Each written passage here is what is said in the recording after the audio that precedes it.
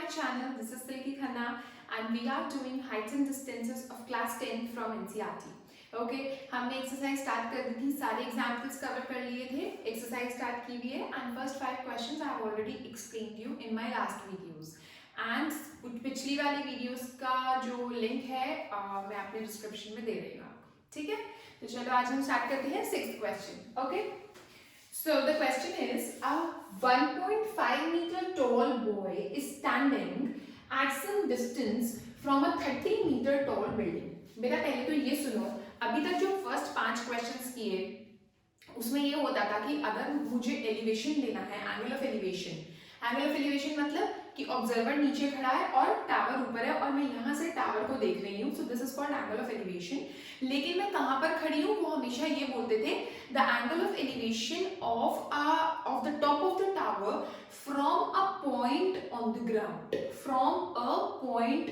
Ground, इसका क्या मतलब है कि अगर मैं इस टॉप का एलिवेशन ले रही हूँ, यानी मैं इस टॉप को देख रही हूँ, कहाँ से देख रही हूँ? From a point on the ground.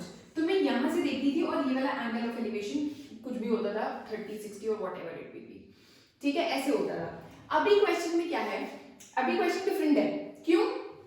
क्योंकि उन्होंने बोला कि जो ऑब्जर्वर है यानी जो बॉय है वो 1.5 मीटर टॉल है, he is standing at some distance from a 30 meter tall building.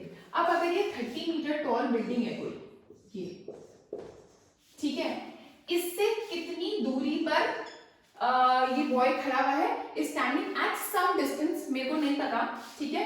तो यहाँ पर बॉय खड़ा हुआ है, ये बिल्डिंग है, ये बॉय है, this is a building and this is boy, और बॉय की हाइट भी दे रखी है। उन्होंने ये नहीं बोला कि जो हमें एंगल ऑफ एलिवेशन लेना है वो एक पॉइंट ऑन द ग्राउंड से लेना है, हमें कहां से लेना है? बॉय की आईज से, अपनी आईज से देखते हैं हम, तो बॉय की आईज कहां पर होगी? ऊपर मानेंगे हम, यहाँ पर। बॉय की हाइट जितनी है ना 1.5 मीटर, इसको 1.5 मीटर मानो, ये इतना, like if this is boy, ये बॉय है मेरा, तो ये 1.5 मीटर हाइट है बॉय की, तो वो यहां से खड़ा होके उस बिल्डिंग के टॉप को देख रहा है। देखो, the angle of elevation from his eyes to the top of the building, ये रही टॉप और ये रही आईज उसकी, ठीक है। कितना है angle of elevation? Increases from 30 degree to 60 degree as he walks towards the building. तो मतलब पहले तो 30 था इस तरह से, और उसके बाद कितना हो गया? 60 डिग्री हो गया। सो अब इन्होंने ये बोला कि as he walks towards the building, तो थोड़ा सा वो बिल्डिंग की तरफ चला, मान लो वो इतना डिस्टेंस चला बिल्डिंग की तरफ, और अब उसका एंगल ऑफ एलिवेशन 30 से बढ़ के कितना हो गया? 60 डिग्री हो गया। तो ये हो गया उसका एंगल ऑफ एलिवेशन। ऑलराइट, ठीक है। चलो अब हमने क्या निकालना है? Find the distance he walk towards the building. Okay, तो वो कितना चला बिल्डिंग की तरफ, यानी ये, इसको जो मैं x मीटर मान लेती हूँ, तो ये मैंने निकालना है कि वो यहाँ था ना पहले बॉय, अब वो यहाँ पर आ गया, तो वो कितना चला बिल्डिंग की तरफ, वो डिस्टेंस निकालना है मेरे को। ऑलराइट, तो ठीक है, हम इसको करते हैं। सबसे पहले हम इसको नेम कर देते हैं A, B, C, D, E and F। सबसे पहले हम लगाते हैं if, अच्छा एक और चीज देखो, if this is 1.5, like EF is 1.5 है ना, बॉय की जो हाइट है, और हमारा जो बिल्डिंग की हाइट है वो कितनी है, यानी AC कितनी है? 30 मीटर। जब EF 1.5 है तो BC भी 1.5 हुई, BC भी 1.5 हुई, है ना। अब जब BC 1.5 है, ये पूरी 30 है, तो AB कितनी होगी? AB होगी AC minus BC, so which would be 30 minus 1.5, right? So which will be 28.5 meters. इतना समझ आया? ठीक है। मैंने क्यों निकाला AB? मैंने इसलिए निकाला क्योंकि अब मैं ट्रायंगल ABD लूंगी, tan 60 लगाऊंगी, तो मुझे AB पता होना चाहिए ना, है ना, इसलिए लगाया। चलो अब मैं निकालती हूँ एक ट्रायंगल ABD। अगर मैं tan 30 लगाती हूँ ABD में tan 30 लगाती, tan 60 तो वो आएगा opposite side upon adjacent side, यानी A B upon B D, right, A B upon B D. अब tan 60 क्या होता है, √3, so it will be √3 is equals to A B, जो कि मैं ऑलरेडी फाइंड आउट कर चुकी हूँ, which is 28.5, and what is B D, B D नहीं पता मेरे को, है ना, तो इसको भी मैं y मान लेती हूँ। चलो ये मेरा हो गया y, सो ये आ गया y, तो मेरा y क्या आ गया यहाँ से, y will be equal to 28.5 upon √3, right.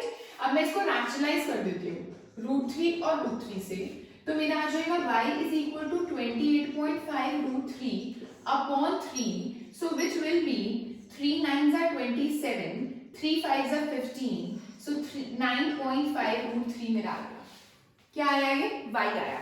मेरे को क्या चाहिए, मेरे को चाहिए x, राइट, ये तो मेरा y आया है। तो अब हम क्या करेंगे, अब हम लगाएंगे ट्रायंगल EAB में, EAB में जब मैं यहां लगाऊंगी तो tan 30 जो होगा वो मेरा फिर से ऑपोजिट अपॉन एडजेसेंट होगा। ऑपोजिट क्या है मेरी, AB, और एडजेसेंट क्या है, x प्लस वाई, है ना। x प्लस वाई से पहले अगर आप लिखना चाहते हो तो EB लिख दो, EB, ठीक है।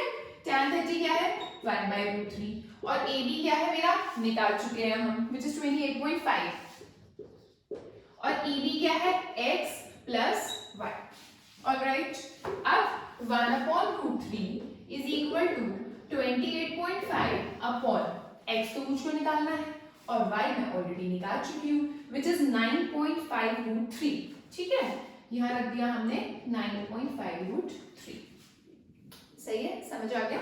अब हम क्या करेंगे, इसको क्रॉस मल्टीप्लाई, ये x प्लस 9.5 √3 मेरा यहाँ पर आ जाएगा, x plus 9.5 √3 is equal to, ये √3 मेरा चला गया उधर 28.5 के साथ, तो आ गया 28.5 √3।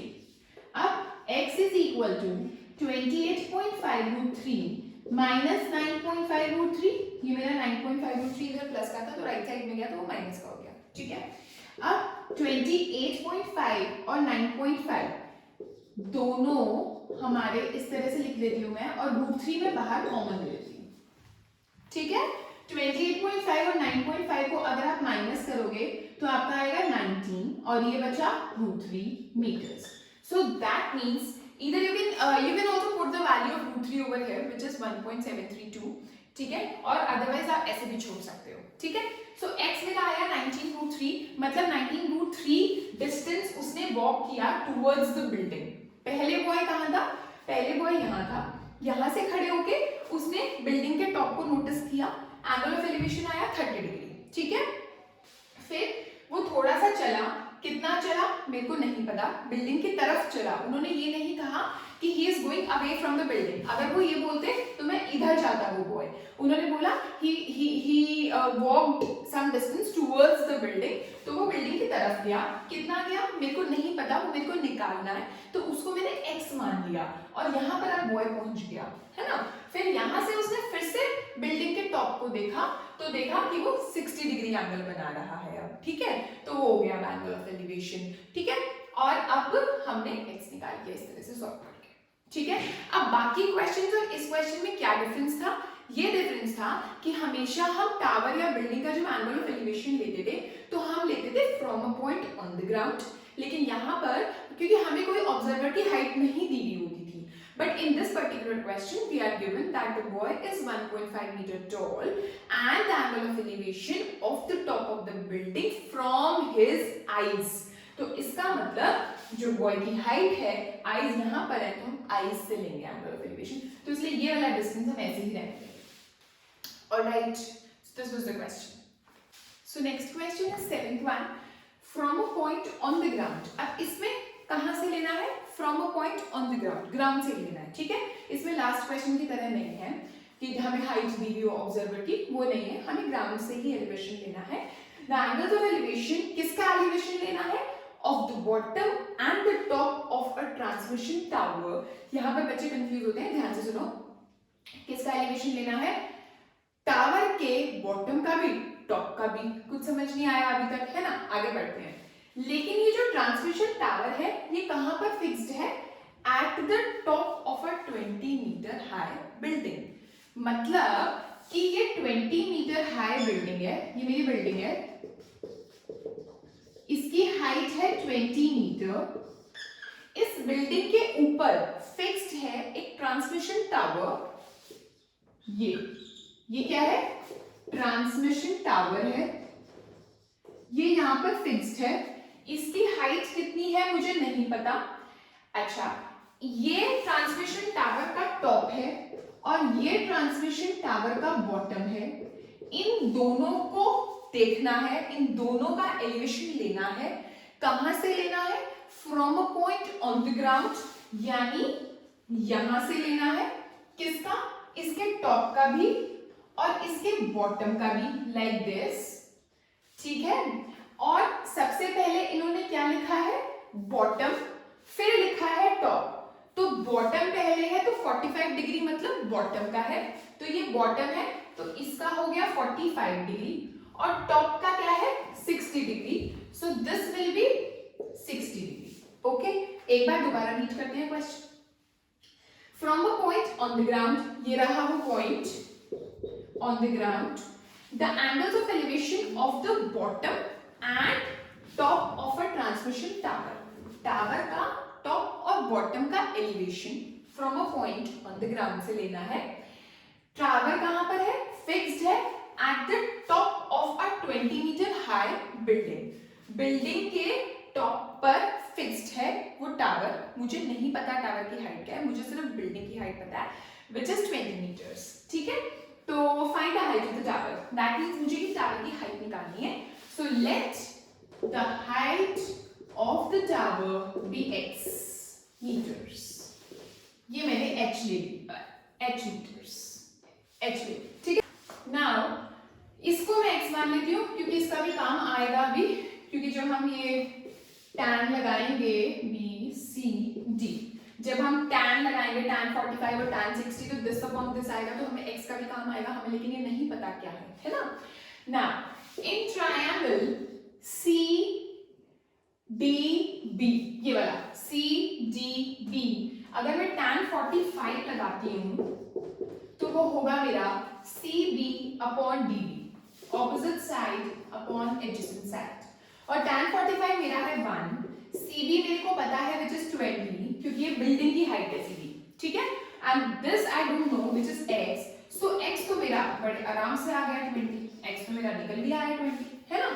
नाउ अब हम लगाते हैं ट्रायंगल ADB में, ADB में tan 60 will be equal to AB upon DB। ठीक है, tan 60 क्या है? √3 is equal to AB क्या है? AC plus BC, इसको लिख देती हूँ AC plus BC। ऑलराइट, और dB तो मैं निकाल चुकी हूँ विच इज x, और x की जगह मैं 20 पुट कर सकती हूँ, है ना। अभी करती हूँ सारी वैल्यू सब्स्टिट्यूट। AC क्या है? h, ये रहा। BC क्या है? 20, और x मैं निकाल चुकी हूँ विच इज 20 अगेन, सो यहाँ पर भी मैं 20 लिख देती हूँ। ठीक है, तो अब इसको मैं इधर लेके चली जाती हूँ, तो मेरा आ गया 20√3 is equal to h plus 20। Alright, so h will be equal to 20√3 minus 20, ये 20 इधर आ गया, तो h हो गया मेरा 20√3 माइनस 20, जिसमें से मैं 20 को कॉमन ले रही हूँ, so this will be √3 minus 1 meters। Alright, so this will be my answer. You can also substitute the value of √3 as 1.732, or you can leave like in this way. Okay, so this was question number 7 guys. So today we have done 6th and 7th question. I think आपको समझ आ गए होंगे। So आगे का portion हम अपनी next video में करते हैं। ठीक है, thank you so much, bye bye.